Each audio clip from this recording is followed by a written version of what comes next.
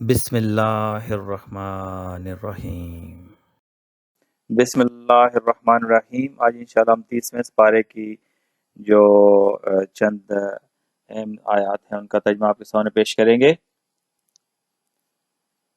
در حقیقت جہنم گھات میں ہے، وہ سرکشوں کا ٹھکانہ ہے، اور حال یہ تھا کہ ہم نے ہر چیز گن گن کر لکھ رکھی تھی۔ جس دن ہر شخص ان اعمال کو جو اس نے آگے بھیجے ہوں گے دیکھ لے گا، اور کافر کہے گا کہ اے کاش میں مٹی ہوتا، کہ وہ دن آ کر رہے گا جس دن زمین کو بھونچال لائے گا، پھر اس کے پیچھے اور بھونچال لائے گا۔ اس دن لوگوں کے دل خائف ہو رہے ہوں گے اور آنکھیں جھکی ہوئی۔ کافر کہتے ہیں کیا ہم الٹے پاؤں پھر لوٹ جائیں گے؟ جس روز انسان اپنا سب کیا دھرا یاد کرے گا اور ہر دیکھنے والے کے سامنے دوزخ کھول کر رکھ دی جائے گی، تو جس نے سرکشی کی تھی اور دنیا کی زندگی کو ترجیح دی تھی تو دوزخ ہی اس کا ٹھکانہ ہوگی۔ اور جس نے اپنے رب کے سامنے کھڑے ہونے کا خوف کیا تھا اور نفس کو بری خواہشات سے باز رکھا تھا، جنت اس کا ٹھکانہ ہوگی۔ ہرگز نہیں، یہ تو ایک نصیحت ہے، جس کا جی چاہے اسے قبول کرے۔ یہ ایسے صحیفوں میں درج ہے جو مکرم ہیں، بلند مرتبہ ہیں، پاکیزہ ہیں، معزز اور نیک کاتبوں کے ہاتھوں میں رہتے ہیں۔ اس روز آدمی اپنے بھائی اور اپنی ماں اور اپنے باپ اور اپنی بیوی اور اپنی اولاد سے بھاگے گا۔ ان میں سے ہر شخص پر اس دن ایسا وقت آ پڑے گا کہ اسے اپنے سوا کسی کا ہوش نہ ہوگا۔ اور جب جہنم دہکائی جائے گی اور جب جنت قریب لے آئی جائے گی، اس وقت ہر شخص کو معلوم ہو جائے گا کہ وہ کیا لے کر آیا ہے۔ اے انسان، کسی چیز نے تجھے اپنے رب کریم کی طرف سے دھوکے میں ڈال دیا، حالانکہ تم پر نگران مقرر ہیں ایسے معزز کاتب جو تمہارے ہر فعل کو جانتے ہیں۔ بڑی خرابی ہے ناپ تول میں کمی بیشی کرنے والوں کے لیے۔ اے انسان، تو کشاں کشاں اپنے رب کی طرف چلا جا رہا ہے اور اس سے ملنے والا ہے۔ بے شک تمہارے رب کی پکڑ بہت سخت ہے۔ کوئی جان ایسی نہیں جس کے اوپر کوئی نگہبان نہ ہو۔ جس دن دلوں کے بھید جانچے جائیں گے تو انسان کی کچھ پیش نہ چل سکے گی اور نہ کوئی اس کا مددگار ہوگا۔ لہٰذا تم نصیحت کرو اگر نصیحت نافع ہے، مگر تم لوگ دنیا کی زندگی کو ترجیح دیتے ہو، حالانکہ آخرت بہتر ہے اور باقی رہنے والی ہے۔ ان لوگوں کو پلٹنا ہماری طرف ہی ہے، پھر ان کا حساب لینا ہمارے ہی ذمہ ہے۔ تم مال کی محبت میں بری طرح گرفتار ہو۔ دوسری طرف ارشاد ہوگا، اے نفس مطمئن، چل اپنے رب کی طرف، اس حال میں کہ تو اپنے انجام نیک سے خوش اور اپنے رب کے نزدیک پسندیدہ ہے۔ شامل ہو جا میرے نیک بندوں میں اور داخل ہو جا میری جنت میں۔ یقیناً فلاح پا گیا وہ جس نے نفس کا تزکیہ کیا، اور نامراد ہوا وہ جس نے اس کو دبا دیا۔ کہ تم لوگوں کی کوشش طرح طرح کی ہے، تو جس نے خدا کے رستے میں مال دیا اور پرہیزگاری کی اور نیک بات کو سچ جانا، اس کو آسان طریقے کی توفیق دیں گے۔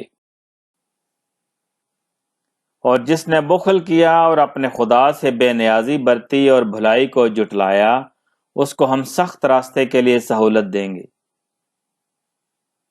سائل کو نہ جھڑکو، پس بے شک ہر مشکل کے ساتھ آسانی ہے۔ ہم نے انسان کو بہترین ساخت پر پیدا کیا، پھر اس کی حالت کو بدل کر پست سے پست کر دیا۔ پھر جس نے ذرا برابر نیکی کی ہوگی وہ اس کو دیکھ لے گا، اور جس نے ذرا برابر بدی کی ہوگی وہ اس کو بھی دیکھ لے گا۔ کہ انسان اپنے پروردگار کے احسان ناشناس اور ناشکرا ہے، اور وہ اس سے آگاہ بھی ہے۔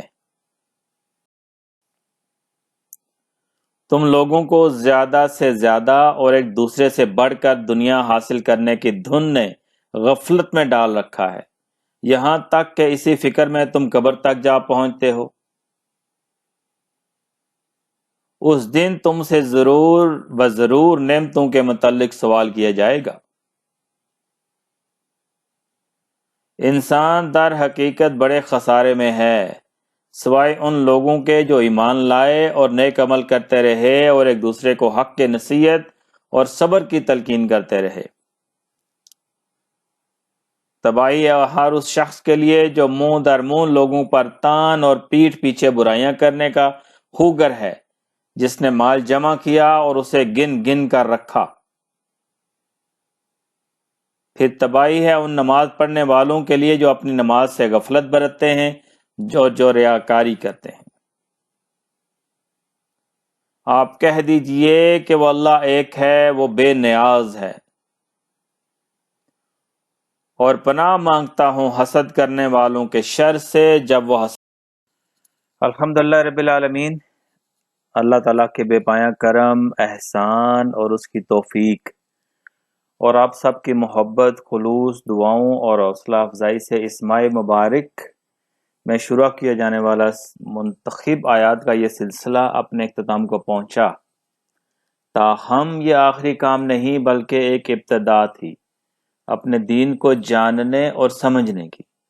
اللہ تعالیٰ سے دعا ہے کہ اس ماہ مبارک میں ہم سب نے جو سیکھا اس پر عمل کرنے کی توفیق عطا فرمائے، آمین۔ اور ہمیں اپنی کتاب اور اپنے محبوب علیہ السلام کی سنت پر عمل کرنے والا، ان سے محبت کرنے والا بنائے، آمین۔ ہمارے اس عمل میں جو کوتاہی اور جو کھوٹ شامل ہوا اس کو اپنی رحمت سے معاف فرما دے اور اس کو اپنی بارگاہ میں قبول فرمائے۔ اس چھوٹے سے کام کو ہمارے حق میں حجت بنا دے اور اس کو ہمارے نامہ اعمال میں نیکیاں بنا کر شامل فرما دے۔ اللہ تعالی ہمیں دانے ہاتھ والوں میں شامل فرما دے، آمین۔ جیسا کہ ہم نے ذکر کیا، ہم چاہتے ہیں کہ یہ سلسلہ یہاں نہ تھمے، ہم اور آپ قرآن و حدیث کو سیکھنے میں آگے بڑھتے چلے جائیں۔ اس ضمن میں ملاحظات یا تجاویز ہوں یا کسی بھی قسم کا بھی کوئی تجاویز و آراء ہوں تو ہمیں ضرور بتائیے، اور اگر کیے جانے والے کام پر آپ کے کچھ تبصرے، کوئی اعتراض ہو یا اس کو مزید بہتر کرنے کا کوئی اور طریقہ آپ کی نظر میں ہو تو ہمیں اس سے بھی مطلع فرمائیے۔ اگلے پورے سال ہم اور آپ سب یہ کوشش کریں اس ماہ مبارک میں کیے جانے والے اعمال میں سے کسی ایک کو ضرور اپنے حصے کا لازمی جز بنائیں، کم سے کم کسی ایک آیت یا خلوص دل کے ساتھ پر عمل جاری کریں، اور آہستہ آہستہ اپنے نیک اعمال کو بڑھاتے چلے جائیں۔ آخر میں آپ سب کو پیشگی عید مبارک۔ کوشش کیجئے کہ زندگی ایسی ثابت ہو جس میں اللہ تعالیٰ کی نافرمانی والے کاموں سے دور رہیں۔